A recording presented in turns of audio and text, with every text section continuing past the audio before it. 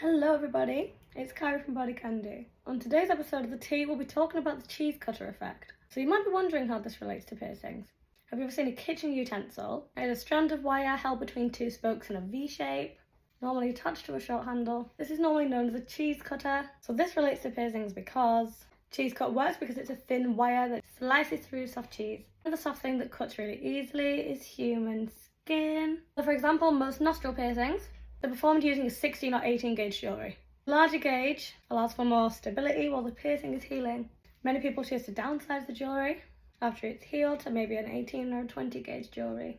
It's where it gets a bit difficult though, because this is quite a popular look for a dainty nose piercing. Some people even want to push it to like a 22 gauge, which is extremely dainty and thin, but that's where you run into a bit of trouble, specifically when it comes to circular jewellery. Motion of the ring moving back and forwards, with the material being so thin, kind of works like a cheese cutter and literally begin soaring into your nose.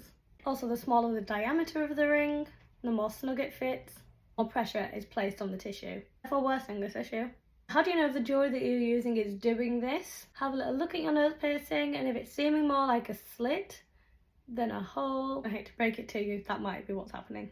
The same kind of thing happens when people wear extremely heavy dangly earrings and they start to look like a slit shape rather than that just perfect little hole. If this problem isn't addressed though, it will continue to just completely cut itself through your skin, whether it be your nostril or your ear. The easiest way to prevent this problem is to size back up to a 20 gauge or larger, properly fitted to your nose. If the jewellery is tugging, it's too small. The cheese cutter effect, despite its really silly name, is actually a really serious issue with piercings and a lot more common than you'd think.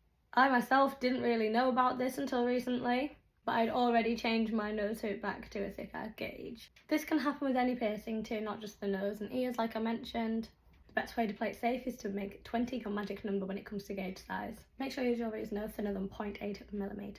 Also be sure the diameter is appropriate and not too tight. I really hope that helped. Happy piercing.